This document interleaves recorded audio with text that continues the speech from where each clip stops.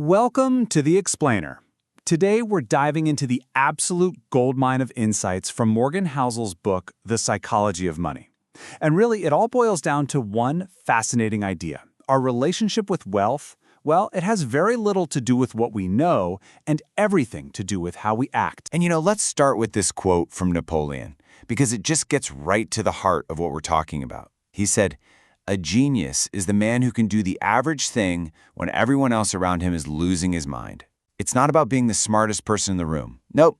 It's about being the most disciplined, especially when things get crazy. Which brings us to our first big idea, brains versus behavior.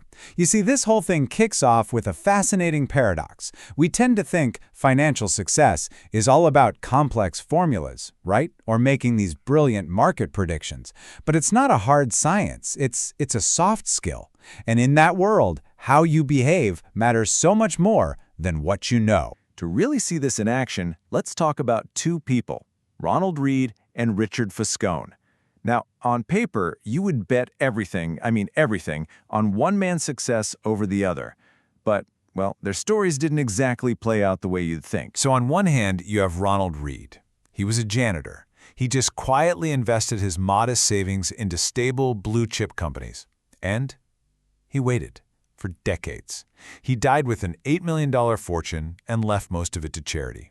Then you have Richard Foscone, the total opposite, a Harvard-educated exec, borrowing a ton of money to fund this incredibly lavish lifestyle. And when the 2008 crisis hit, his debt and his assets that couldn't be sold off quickly, what we call illiquid, they just wiped him out completely.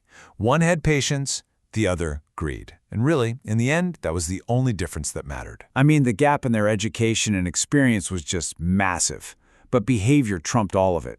It's the perfect proof that financial success is a soft skill, and it's rooted deep, deep in our psychology. Okay, so where does that behavior even come from? Well, we can start by looking at these invisible forces that shape our decisions. This unique money blueprint that every single one of us carries around in our head. And this is a profound truth right here. What you have personally lived through with money dictates how you see the financial world, way more than any textbook ever could. A decision that seems completely insane to you might make perfect sense to somebody else, just based on their own experiences. Just look at this, for example. If you were born in 1970, your formative years basically showed you that stocks are these incredible wealth-building machines. But if you were born just 20 years earlier, in 1950, you saw the market go absolutely nowhere for decades. So of course your view of stocks would be totally different. And here's the thing, neither of you is wrong. You just lived in different realities. And it's not just our personal history. We also have to grapple with the identical twins of luck and risk. They're two sides of the very same coin. This reality that every outcome in life is guided by forces way beyond our own individual effort. Think about Bill Gates. He's a genius, for sure. No one's debating that. But he himself says that going to Lakeside, one of the only high schools on the entire planet with a computer in 1968, that was a 1 in a million stroke of luck. Without it, there's no Microsoft. At the exact same time, Gates' friend and co-prodigy, Kent Evans, who was just as brilliant, experienced 1 in a million risk. He was killed in a mountaineering accident before he even graduated high school.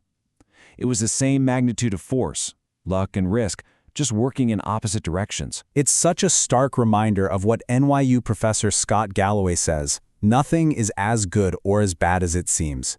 When we look at success, whether it's ours or someone else's, we have to remember those invisible roles that luck and risk are always playing. So, if we know our psychology, our personal history, and pure luck play such a massive role, how do we actually build wealth? And this is the more important part, how do we keep it? Well, it turns out that getting wealthy and staying wealthy are two completely different skills. Getting money, that takes risk, optimism, putting yourself out there. But staying wealthy, that requires the total opposite. It requires humility and this constant awareness that everything you've made could be taken away just as fast.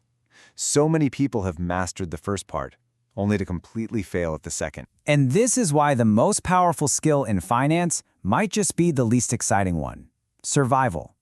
It's not about chasing the highest returns. It's about having the ability to just stick around long enough without getting wiped out to let your assets do the heavy lifting for you. And if you want proof, just look at this number. $81.5 billion. This is the amount of Warren Buffett's wealth that he earned after his 65th birthday. Just think about that for a second.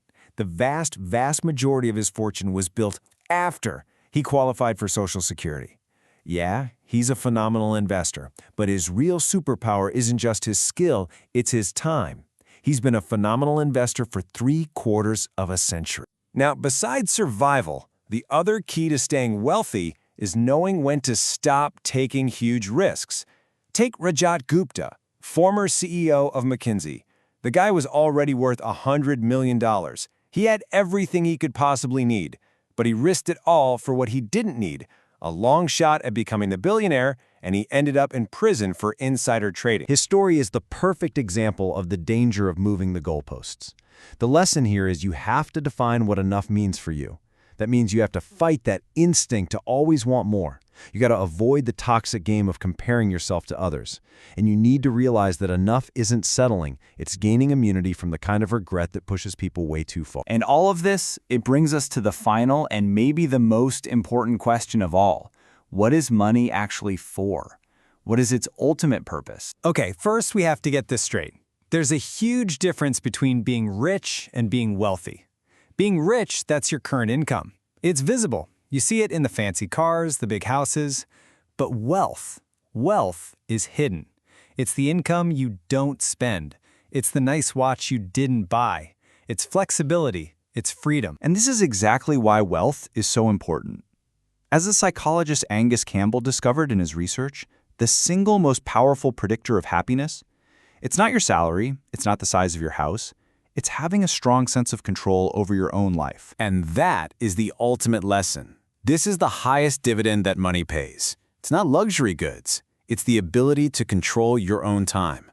The freedom to wake up one morning and say, you know what, I can do whatever I want today. That is a feeling that no luxury good could ever hope to match. So all of this leaves us with one final question for you to really think about.